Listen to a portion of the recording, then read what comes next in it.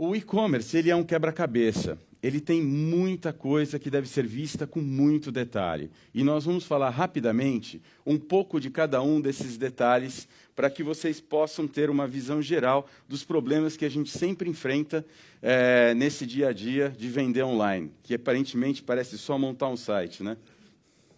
Então, vamos lá. Aqui nós vamos falar um pouco de plataforma. Olha, gente, hoje todo mundo tem plataforma boa. As plataformas são sensacionais. Se você pegar, você tem hoje Magento, que dizem, uma plataforma aberta em PHP. Você tem NotCommerce, que é .NET. Você pode querer pagar $1 milhão por uma ATG, que a Oracle comprou, que é na base, se não me engano, é uma outra linguagem, mas eu já vou lembrar. E aí você vai ter um grande problema, que é o que todo mundo tem, é a customização dessa plataforma. É fazer com que seu site não seja somente o produtinho ali com a fotinho maior, fotinho menor, detalhe do produto. E isso vai ter que ser temperado com o que você deseja vender. O seu mundo é cosmético, o seu mundo é eletroportátil, o seu mundo é roupa, o seu mundo é perfume, entendeu? Eu já ouvi coisas, por exemplo, nos anos de 2000, 2001, que nunca uma loja de perfume poderia dar certo porque ninguém conseguiria sentir cheiro pela internet. Também já ouvi que nunca poderia se vender uma geladeira porque o e-commerce nasceu para vender apenas livro e CD. Vocês lembram disso? Então, o que acontece? A plataforma, o segredo dela é como customizar. Como é que você vai integrar essa plataforma com o tal do RP? E como você vai conseguir fazer com que a plataforma e o RP funcionem harmonicamente? Em que sistema você vai usar isso? E aí é que o fígado dói. Pelo seguinte: customização significa planejamento, significa programação, significa detalhamento, significa escopo de projeto, e aí vocês vão ter que debruçar sobre tudo isso. E outra, depois de todo esse trabalho de fundo, sabe o que fica na frente de quem está olhando o seu site? O look and feel. Ou seja, a percepção, a navegação, a experiência de compra, como ele navegou, com que rapidez, com quantos cliques ele chega à compra, como é que ele olhou o produto, como é que ele sentiu o produto, tem vídeo, esse produto tem alguém explicando, tem alguém no chat online para falar dele para você em tempo real, você se sente envolvido pela loja? É muita coisa que vocês vão ter que ver em plataforma. Então, assim, quando a gente fala em plataforma, a plataforma é bonita, ali na prateleira. Trazer essa plataforma para a prateleira, para customizar, é aí que vai doer. E aí vocês têm que estar muito atentos para que destino é essa plataforma. Tá certo? Vamos lá. Depois disso, vem as análises de fraude. Todo mundo chegava para mim e fala assim, mas, poxa vida, quando a operadora de cartão de crédito, ela aprova e deu tudo certo e processou o cartão, não significa que o dinheiro está na conta? Não significa. Você tem o problema da fraude. A fraude é o não reconhecimento da compra pelo titular do cartão. Então, o que ele vai fazer? Ele vai ligar para o banco e vai falar assim, olha, seu gerente, que é sempre amigo dele, fala assim, não fui eu que comprei. Ah, não foi você que comprou? Não, legal. Aí o banco vai chegar para a operadora, que é, vamos dizer assim, é o adquirente, que é a Cielo, o Redicare, etc., e vai falar, olha, sabe aquela operação? O cara não reconheceu. E aí o adquirente vai chegar para você, varejista, e falar assim, sabe aquele dinheiro que eu pus na sua conta? Sei, tomei.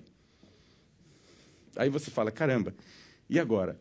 Como é que eu vou reclamar? Não, você não vai reclamar. Acabou, perdeu. Aquilo se chama fraude. Então, o que você tem que tomar muito cuidado? E essas empresas que estão aí embaixo, elas estão aí para te ajudar com isso. O que você tem que tomar cuidado? De saber que realmente quem está comprando é o proprietário do cartão. É ele o titular. E como é que você vai saber que é ele? Você vai saber que é ele por quê? O telefone fixo bate com o dele, o CPF dele, que é ligado a um telefone fixo, que é ligado a um endereço, bate com o endereço de entrega, tá certo? E aí você tem bens com diferentes riscos. Por exemplo, eu costumo dizer que a fraude acontece no bem que você troca na calçada. Ih, fiquei sem. O celular. O celular é o primeiro bem que você troca na calçada. Qual é o outro bem que troca na calçada? Computador. Quem mais que acha um outro bem que troca na calçada? Relógio? Nem tanto, depende de gosto. Geladeira? Não, ninguém vai vender geladeira na calçada. E geladeira tem uma coisa boa e coisa ruim. Ninguém frauda a geladeira, porque tem um local de entrega. Entendeu? Então, vocês devem tomar muito cuidado com isso. Essa é uma parte sensível, porque o tiro vem direto na testa. Pelo seguinte, você deixou de receber um produto que você entregou e você perdeu todo o processo. E não tem como você entrar... Tem, juridicamente, mas vai demorar tanto para você conseguir recuperar esse dinheiro da operadora que ele já é considerado perdido no seu fluxo de caixa. Vamos lá. Portal de pagamento. Bom, legal. Hoje os meios de pagamento, temos alguém aí já que trabalha com meio de pagamento, tá certo? Hoje eles estão dominando. Então, eu costumo dizer que você tem dois tipos de pagamento. Você tem o adquirente e um subadquirente. Vamos falar um pouco o que é a palavra adquirente, que em inglês é o tal do acquire. É o seguinte... Uma Cielo ou uma Redcar chega no restaurante e fala o seguinte: pessoal, é o seguinte, todo mundo que comer aqui vai processar um cartão de crédito e eu vou pagar essa despesa. Então, por que é adquirente? Porque ele está adquirindo a despesa do estabelecimento. Então, ele é um adquirente. Então, você vai lá, paga, e o estabelecimento tem a boa-fé de que a empresa, como, por exemplo, essas, Cielo, etc., elas vão lá e pagam o estabelecimento. Por isso o nome adquirente. Aí você tem o subadquirente. O subadquirente, o que ele faz? Ele é um cara que fica abaixo do adquirente, processando no adquirente e pagando o estabelecimento. Vamos lá. Por exemplo, eu tenho um vizinho, eu tenho uma lojinha de roupa, meu vizinho tem uma lojinha de roupa, eu tenho a maquineta do cartão, o meu vizinho não tem a maquineta do cartão. Vai alguém lá para o meu vizinho e fala, eu vim comprar com cartão. Ele fala, caramba, eu não tenho cartão. Mas peraí, o Paulo eu tenho aqui. Paulo, faz um favor, processa o cartão dele na sua maquineta, quando você receber, você me paga? Pronto, eu acabo de virar um subadquirente. Legal? Então, o que você tem que ficar de olho nessa turma? Taxa. A famosa taxa de administração que eles cobram de você, que para estabelecimento físico é uma, para estabelecimento virtual é outra, e essas diferenças são dadas ao risco dessas taxas.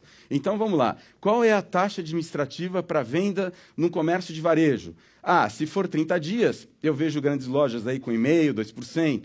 Se for em 10 vezes, essa taxa pode subir para 3%. Se for numa virtual, que tem um volume muito grande, você pode acompanhar as taxas do mundo real. Mas se for uma virtual com pouco movimento, aí você vai ser uma pessoa que vai pagar um pouco mais de taxa. A gente sabe que quem tem mais, aqui no Brasil, sempre pagou menos.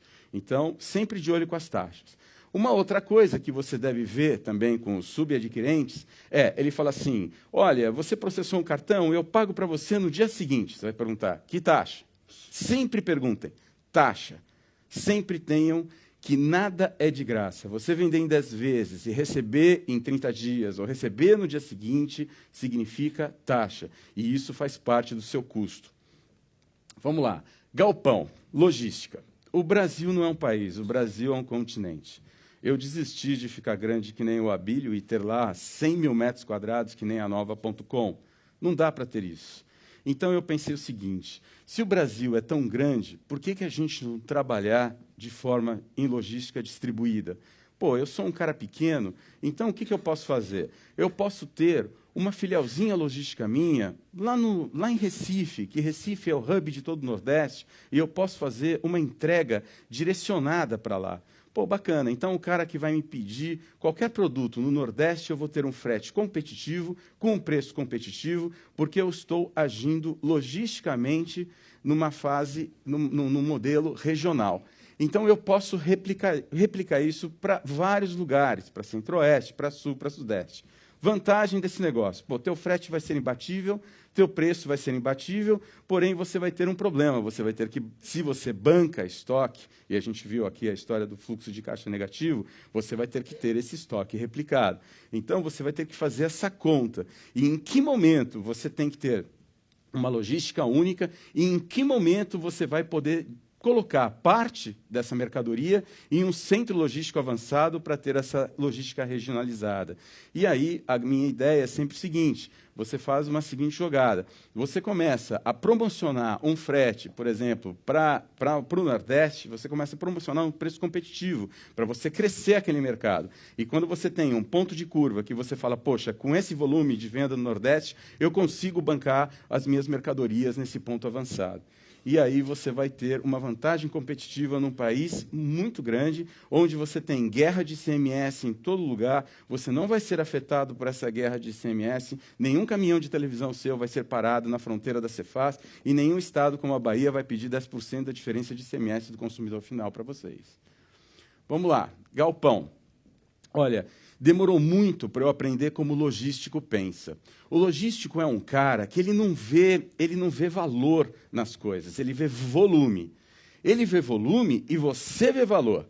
Então, pô, eu adoraria chegar para os logísticos de todo o Brasil e falar assim, cara, é o seguinte, eu ganho aí 10% de margem do meu produto, vamos fazer o seguinte, eu ponho toda a minha logística com você, não estou falando de delivery, hein? Eu estou falando ainda de galpão. Galpão é armazenagem, picking, packing. Eu ponho toda a minha logística com você e você faz uma seguinte jogada, eu te dou um percentual de vendas. O cara fala, pô, você está brincando, você vai me dar quanto? 1%, tá bom para você? Tá ótimo. Esse cara, em 3 meses, vai bater na sua porta e falar, olha, cara, a gente tem que rever aquele contrato, não está pagando a nossa conta. Você fala, mas, pô, a gente está vendendo para chuchu. Então, vamos lá. Eu aprendi com os logísticos, a vantagem de ser mais velho é que você encontra, e o destino gratuitamente põe no seu caminho, bons professores. E eu aprendi o primeiro conceito chamado preço cubado. Alguém já pensou o que é preço cubado? Preço cubado é o seguinte, você pega um iPhone, que vai estar aí no mercado por 1.000 e alguma coisa, e você divide o preço pela largura, volume e comprimento, e você vai ter um coeficiente. Aí você pega uma geladeira e faça a mesma conta, e você vai ver que o preço cubado de um é infinitamente maior do que o outro. E isso os ladrões de carga já descobriram. É muito melhor você... Não precisa ser nenhum gênio. É muito melhor você roubar um caminhão de iPhone do que você roubar um caminhão de geladeira. Não só pelo preço, para tirar o peso da geladeira, mas, enfim, em termos de rentabilidade, não é verdade? Então, o logístico, você imagina que se você trabalha com pallet, que é padrão, 1 metro, 1,50 m por 1,50 m, quantas geladeiras você vai por lá, quantos celulares e aparelhos você vai por lá, e aí você tem um valor de armazenagem. Hoje, o valor de armazenagem pallet ele não é um negócio absurdo. Ele vai entre R$ 35 e R$ 45 um pallet. Mas o problema, onde pode estragar a vida da gente, num custo errado, é a movimentação da carga. Porque o logístico ele não ganha só armazenando, ele ganha muito mais movimentando. Então, ele quer saber o seguinte, cara, você vai pôr tudo isso aqui, e quanto você vai movimentar por mês dessa brincadeira? Essa é a pergunta. Se você chega para ele e fala, olha, eu tenho 10 pickings por dia, ele fala, meu Deus. Se você falar, olha, eu tenho 3.000 pickings por dia, ele põe o tapete vermelho, vamos conversar. E aí ele até fecha um pouquinho os olhos para o tal do preço cubado, entendeu? E aí ele vai te dar uma chance boa. Então, sempre pergunte quanto é a movimentação. Principalmente quem vai trabalhar com eletroportátil, que a margem é pequenininha. Então, se um camarada, por exemplo, chega para você e fala assim, não tem problema, vamos fazer o seguinte, vamos fazer R$ 8 para a entrada e a saída da sua mercadoria. Fala assim, bom, então, cada vez que eu vendo o liquidificador, eu perdi dinheiro. Entenderam o problema? Esse é o problema da movimentação. E aí você tem o seguro. O seguro, em um centro logístico, é sempre jogado da seguinte forma. Você tem mais ou menos 0,15% do maior valor de estoque do mês, e você acaba tendo também uma coisa chamada taxa de gerenciamento de risco, que é o processo deles. Ao fim, em suma, vai fechar mais ou menos em 0,30% o maior valor de estoque mês que você vai ter lá. Mas o maior segredo é realmente a movimentação. Então, sempre quando você for pensar em galpão, você pensa em armazenagem, movimentação e seguro. Não é delivery. Delivery é um outro copo. A gente vai falar deles também. Vamos lá. Controle de galpão. Pô, se você está falando uma coisa bacana, eu vou colocar a minha mercadoria em 3 lugares diferentes do Brasil, como é que eu vou controlar? Cara, só tem um jeito. Esse controle se chama EAN. Não adianta você fazer qualquer coisa diferente que não vai bater. E o EAN, hoje, obrigatoriamente, é um fato da nota fiscal eletrônica. Olha como a gente tem um sócio extremamente inteligente. Imagina o seguinte, imagina que numa NFE, que você emite hoje, é campo obrigatório você colocar o EAN do produto. Bom, se é campo obrigatório você ter o EAN do produto na entrada, o EAN de produto na nota fiscal de saída, o governo sabe o seu estoque, tá certo? Então ele nem precisa ir lá bipar. Pô, então, acabou a meia nota, acabou tudo isso nesse país. Quem pensa num negócio desse, esquece. Isso aí vai dar cadeia, entendeu? E aí você vai ter um tipo de produto que só tem o EAN, que são os produtos normais, e aí você tem alguns tipos de produto que tem 2 chassizinhos para você controlar, o EAN e o serial. Por exemplo, Aparelho celular. Aparelho celular você tem sempre dois, que é o EAN, tá certo, do aparelho, e você tem o serial. E é no serial que se controla a garantia. Mas você pode ter mais um, que se chama ICCID, que é o número do chip. Então, o aparelho celular, ele é o cara mais complicado, porque ele é o único carro com 3 chassis. E você vai ter que bipar os 3 para fazer um bom controle disso.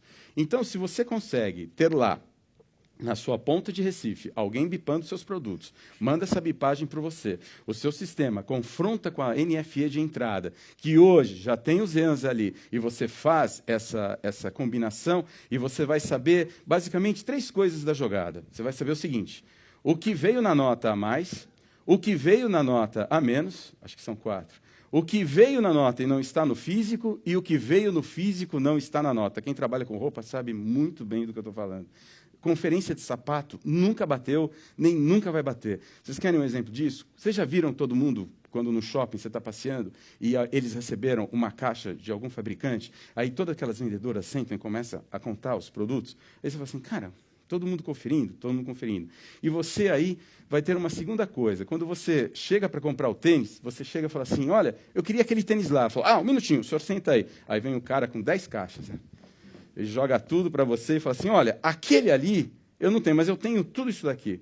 Isso prova que o varejo tradicional ainda não tem um controle fantástico, e muitos já saíram em revista a respeito disso, sobre o que ele tem no estoque das lojas. Porque se assim tivesse, você entraria e ele falava assim, o senhor gostou daquele modelo? Peraí, plup, plup. Esse aqui eu tenho tamanho tal, então ele já saberia de cara o que ele tem. Basicamente, as pessoas não sabem disso das lojas físicas. Por quê? Porque a loja física tem sempre quem faz o picking e packing, geralmente é o cliente. No virtual, não. E quem trabalha com 3 variantes, como roupa, por exemplo, que você tem, e calçado, que você tem a referência, a cor e o tamanho, e aí o SKU único, que é o Stock Keep Unit lá, que você fala, o identificadorzinho, é aquele item que daquele tamanho, e aí você mandou pelo correio aquele tamanho, e a carga furou, roubaram, e era o último dos moicanos, daquela cor, e seu cliente liga e fala, mas eu quero aquele. Aí você vai ter um problema, você vai ter que recompensá-lo muito bem. Então, controle em e-commerce é tudo. Não tem e-commerce sem controle. Você chegar e falar o seguinte, puxa, eu comprei e não tinha no estoque. Esse é o maior furo que uma loja virtual pode dar. Você chegar para o cara, fazer ele ir até o final, o seu cliente, o seu e-cliente, ir até o final da ponta, e depois você ligar para ele e falar assim, não tinha.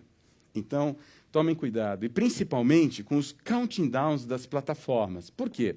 Porque uma plataforma, ela vai lá, você fala, olha, tenho 10, ela vai 9, 8, 7, 6... Mas e aí? E aí alguém descobriu que recebeu um produto avariado. E alguém chegou para alguém e falou, olha, esse produto está avariado, eu vou tirar do estoque. E não avisou a plataforma. Vai vender um avariado e não vai entregar. Entendeu a sincronia? Esse é o problema da sincronia das plataformas com estoque.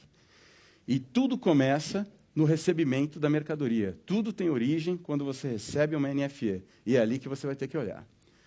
Vamos lá. Recuperação, cartão de crédito, boleto bancário. Eu coloquei isso daí só para vocês não esquecerem o seguinte, que uma das grandes fontes de recuperação de um e-commerce é você poder chegar para o seu cliente que, infelizmente, um cartão não processou, ou porque ele colocou um dado errado no cartão, ou uma data de vencimento, ou o dígito de conferência errado, ou, enfim, ou não tinha limite, você poder ter uma comunicação com ele dizendo o seguinte, olha, você tem uma outra forma, um outro cartão para você passar? E você sempre avisar que os boletos vão vencer. Porque boleto, apesar de ser aí uma faixa entre 15% e 20% das compras da internet, eles têm muito baixa conversão. Muita gente não paga o boleto bancário. Então, é legal. E boleto bancário é caixa positivo. É dinheiro recebido antes do faturamento. É o melhor negócio que vocês podem fazer, é no boleto. Inclusive, vai evitar taxa administrativa de cartão e aí você nem precisa antecipar recebível para isso. Integração com RP. Olha, integração com RP eu já participei de todas. E aí existe algumas sacadas da integração com RP. É o seguinte, eu chamo de 2 tipos, a indireta e a direta. Você pode chegar e falar assim, olha, a minha plataforma de e-commerce tem um API tá certo? E você joga todas as conexões possíveis nessa API, como alguém se comunica com ela para buscar pedido, etc. E aí você passa isso para o camarada do RP, uma DataSul, etc. Aí você vai pagar uma grana bem grandinha aí para essa customização. Então você pôs o pepino da brincadeira realmente na mão do RP, e vai custar bacana. Vocês podem imaginar quanto custa a hora de um SAP, de um especialista em SAP programando. Ou você tem uma integração direta, quer dizer, gerando todas as regras de negócio do RP na plataforma, o que também é muito ruim, porque a sua plataforma vai virar um Frankenstein.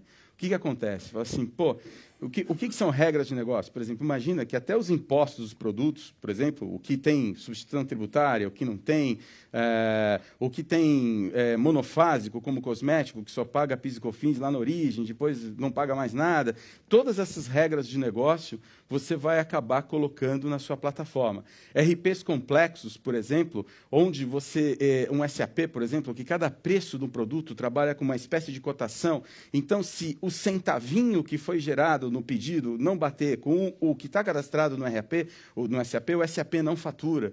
Então, vocês devem tomar muito cuidado. Então, o que eu costumo dizer? Integração, ninguém chega de manhã e fica feliz, vamos fazer uma integração. Isso aí é um inferno na torre para os dois lados, tanto para quem está do lado do RP, como para quem está do lado da plataforma. Então, você tem uma saída honrosa aí que você pode fazer uma brincadeira. Você pode deixar o RP como um gerenciador de NFE de entrada, de NFE de saída, e, ao mesmo tempo, você pode alimentá-lo com os pedidos que estão efetivamente sendo trabalhados. Legal? Aí você tem as entregas, que alguém já falou, poxa, eu só dependo de Sedex, cara, e sempre o Correio. Sim, o Correio realmente ele entra em greve uma vez por ano. Mas tem uma coisa muito interessante sobre o Correio. O Correio, ele é a única empresa judicialmente que tem fé pública. Por exemplo, se você chega em qualquer outra empresa, num Correio, que não seja Correios, num juiz, num processo de PROCON, e fala, olha, está aqui o canhoto da entrega, o juiz não considera. Mas se for do Correio dizendo, olha, está aqui o canhoto da entrega, o juiz considera. O Correio é a única empresa que tem a capilaridade que o Brasil tem. Nenhuma outra empresa dessas daí tem a capilaridade. E muitas dessas empresas, elas fazem o que se chama um repasse ao Correio. Porque o Correio ele tem uma tabela decrescente de preço de acordo com o volume. Mais uma vez, quem tem mais, paga menos. Então, o que acontece? Você deve estar muito bem armada para saber se você, quando tira do Correio um produto e vai terceirizar, se essa terceirização tem ou não o serviço do Correio. Se não você tirou do Correio, o teu terceirizador vai lá e põe no Correio. E como é que ele ganha dinheiro? Ele fala para 50 mil empresas que ele está fazendo isso, todo mundo faz com ele cobra X de você e o Correio dá um desconto de X menos algum percentual. Então, por exemplo, vamos lá, alguém chega e fala, pô, Paulo, mas eu quero entregar no mesmo dia, todo mundo oferece isso. Bom, então, aonde nós vamos entregar no mesmo dia? Na capital? Ninguém vai entregar no mesmo dia no interior do Acre. Todo mundo vai entregar em São Paulo, todo mundo vai entregar em Belo Horizonte, todo mundo vai entregar no Rio de Janeiro. Então, pô, é muito bacana, porque essas empresas como Total, Direct, outras aí, Rapidão, etc., elas também podem fazer esse trabalho de surpreender o cliente. Todo mundo sabe que não tem coisa mais legal quando você compra no site, o site está dizendo para você, entrega em 5, você chega em casa no dia seguinte, pô, chegou! É a melhor experiência de compra que um camarada pode ter, é receber antes do previsto. E a pior é não receber, vocês sabem disso. Vamos lá, pós-venda. Pô, olha, isso aqui é um negócio complicado, porque hoje a conversa com qualquer plataforma, eu chamo que ela é multimodal. Então, pô, adoraria mandar um SMS, adoraria ter um chat online, adoraria falar por 0800 e adoraria falar por e-mail. Não sei se sobrou mais alguma coisa aí, tá certo? Então, o que você tem que fazer? O grande segredo é você canalizar o assunto. E nessa canalização de assunto, você vai ter sucesso. Porque, olha só, se o cara ligou para perguntar como é que funciona o produto, não é a atendente que vai falar de entrega. Ou se o camarada ligou e falando assim, olha, eu estava comprando no seu site e o boleto não gerou. Por quê? Porque o site acaba gerando um boleto num pop-up e o cara tem um protetor de pop-up que não deixa o pop-up abrir, ele não consegue gerar o boleto. Então, as perguntas, elas são muito segmentadas. E o grande segredo é você poder segmentar todas essas perguntas para que o seu cliente vá no canal certo. Quando ele vai no canal certo, seja uma resposta pronta, automatizada, ou seja uma resposta humana, ele vai estar falando com a pessoa certa. Agora, meu advice aqui, meu conselho como empreendedor, procurem sempre olhar os e-mails das perguntas da sua loja. Sempre, sempre. Nem que você chegue e faça assim, e aí, quando chegar no assunto, fala assim, estou bravo, vou Procon. Quando vê essa palavra, você fala assim, epa, por que esse camarada está indo Procon? E evitem a todo custo o Procon. Evitem. Porque se o código do consumidor não fosse do consumidor, seria código do varejista, seria código do fabricante, mas o código é do consumidor, é ele que manda. Então, você tem que sempre falar assim, não, nunca arrumar confusão, nunca discutir, sempre entender por que ele realmente está frustrado com o seu trabalho. E se isso também não é um golpe, aí é um outro assunto. Vamos lá.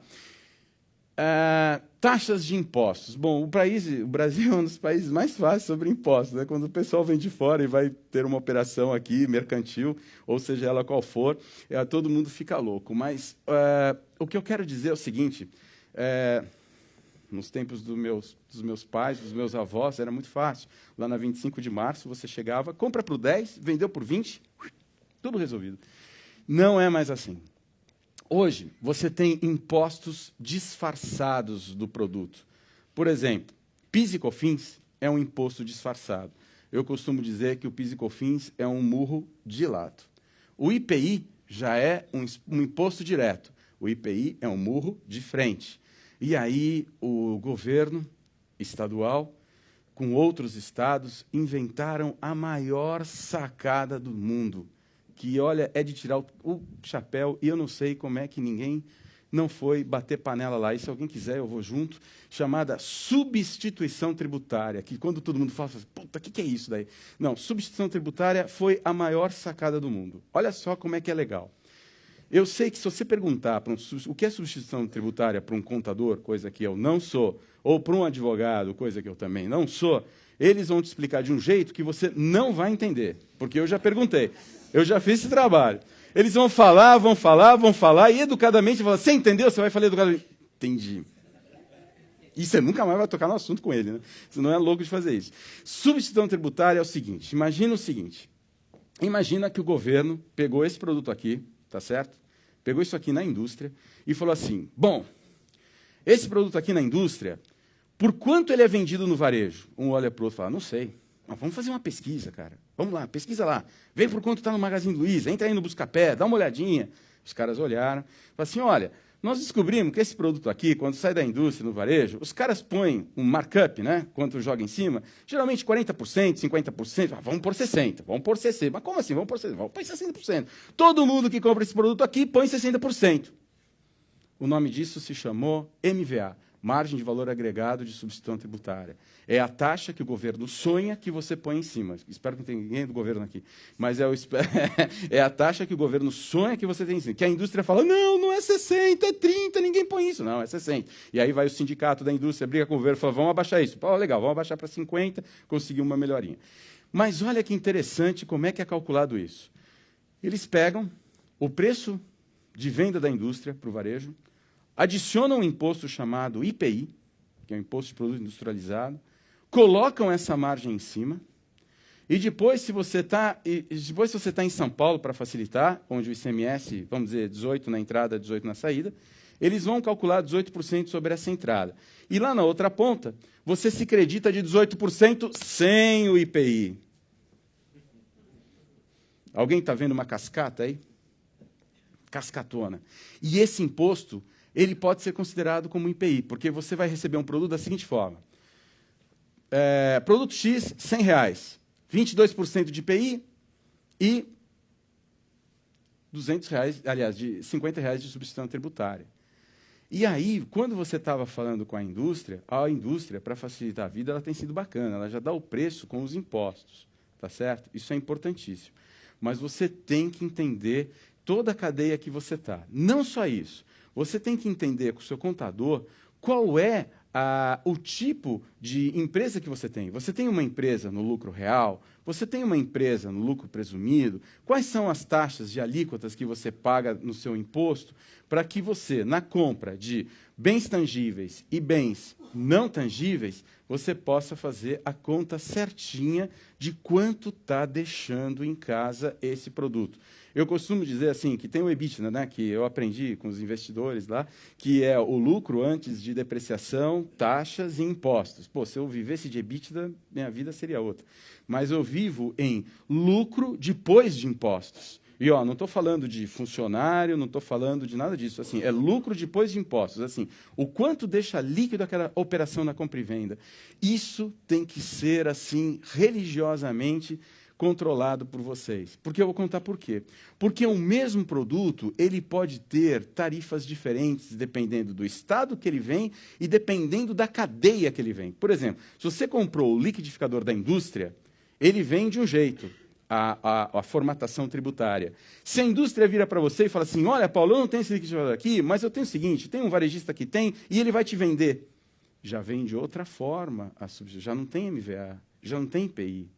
Entendeu? Então, fiquem bem atentos da fonte que você está pegando o seu produto, como você paga imposto e como você tem débitos e créditos de impostos. É complexo, mas não dá para fugir. Vamos lá. Conciliação de recebíveis. Putz, isso aqui é um parto, quem trabalha com cartão de crédito sabe, né? Eu tenho um amigo, e inclusive eu já vivi muito esse tempo, que eu só sabia quanto eu ia receber de cartão quando o banco punha. Então, de manhã, todo mundo corria para o internet bank e falava, quanto entrou? E a gente não tinha um planejamento. Pelo seguinte, a operadora de cartão, o adquirente, ele dá para você uma perspectiva de recebível. Não é que nem você colocar uma duplicata em banco, e aí pode acontecer duas coisas. Ou o cara paga, ou o cara não paga, ou você prorroga, ou você dá desconto. 4 coisas. Aqui no cartão é o seguinte, pode ter tido um chargeback, por exemplo. Isso é um problema, porque aí, se você acha que esperar aquele dinheiro não vem. Outra, você tem os parcelamentos do cartão. E aí você está fazendo em 10 vezes, porque varejo significa preço e parcelamento, né? Na verdade, para mim, varejo é preço, parcelamento, produto e publicidade. São 4 elementos que não dá para fugir disso. São os 4 P's. E aí eu costumo dizer que tem mais um quinto, que é a pessoa que está com você trabalhando, as pessoas que estão com você trabalhando e as pessoas que estão comprando, que é o tipo de mercado que você está colocando. Voltando aqui na conciliação, hoje você tem ferramentas de conciliação. O que são essas ferramentas? A conciliação de recebível, ela trabalha em 2 pontos. Primeiro, você tem que ter certeza que tudo que você faturou foi efetivamente processado e entendido pela operadora. O que eu quero dizer? Você tirou uma nota? Tirou. Processou o cartão? Processou. Esse processamento teve sucesso? E aí o seu cara de sistemas vai estar... Tem um NCU que manda lá um númerozinho que diz que ela processou. Legal. Então, a operadora entendeu que você tem um crédito com ela? Entendeu. Beleza. Então, esse é o primeiro ponto da conciliação. É saber que realmente tudo que você está faturando no e-commerce realmente foi processado com sucesso. E aí existem muitas empresas que vão ajudar vocês nisso. E o segundo ponto é, se tudo que a operadora está dizendo que você tem para receber vai ser depositado e no dia certo e na conta certa. Porque a operadora faz o seguinte. Por exemplo, no Visa, se você recebeu 10 mil no dia, 10 mil reais no dia, e foram 10 pedidos de R$1.000, você está tudo bem. O problema é quando você receber 9 e você fala, mas quem foi o desgraçado que não pagou aqueles 1.000? E aí você tem como é que você vai descobrir isso? Porque, e ainda vamos dizer que todos os produtos são iguais, então você realmente vai ter um problema aí para descobrir. E a conciliação, ela resolve esse problema. Legal? Esses 2 tipos de confronto. Bom, logística reversa. Troca, arrependimento ou defeito. Esse aí é um ponto complicado. Quantas vezes a gente vê nos filmes de Hollywood as meninas saindo com a etiqueta na roupa para a festa e depois devolve a roupa. Isso daí é um direito adquirido do consumidor. Ou seja, você pode se arrepender do produto porque você está fazendo uma compra não presente. As compras não presentes, elas surgem esse arrependimento. A troca é um elemento que você vai fazer para esse cliente, querendo ou não. E o defeito é o outro ponto. Então, você tem duas opções. Você retira na casa do cliente, e aí ele fica cômodo, e ele começa a te dar muita troca e defeito. Você pede para ele ir a uma agência de correio, que toda cidade tem um, para que ele possa fazer o despacho dessa mercadoria, ele devolver para você, já é um trabalhinho, então ele vai pensar duas vezes antes de fazer isso. Então, como é que você vai elaborar essa logística reversa de bens tangíveis? Gente, isso é principal, isso faz parte do atendimento, e isso deve ser colocado com muito carinho. E, principalmente, vocês acertarem com fornecedores de vocês o seguinte: olha, quando é troca por arrependimento, quando é arrependimento, eu banco, quando é defeito, você banca, quando é uma coisa, a gente banca junto. Então, você tem que ter essa negociação. Porque se alguém pega um produto, abre, tira da caixa, experimenta, está com defeito, devolve o produto, esse produto tem que ser trocado no fabricante. Então, sempre na questão da compra, você tem isso. O que já é difícil quando a gente vai trazer uma mercadoria da China. Entendeu? Porque aí você não tem fabricante para conversar. Outra, você não vai fazer uma logística reversa para o seu exportador lá do outro lado, é muito caro. Então, tem que olhar como é que funciona isso. Vamos lá. E aí, nós trabalhamos aí dentro dessas operações de e-commerce, para resumir, ou sendo a empresa que ajuda a ponta para que um terceiro fature, ou a gente vira realmente a empresa que fatura para essa empresa. Legal? Bom, esse aí é o Full Scalena Service, é o que a gente faz todo dia, por isso que a gente não dorme, é revoltado com o governo, com tanto imposto, tá certo? E sempre tem problema todo dia, e é por isso que a gente está aqui. Muito obrigado.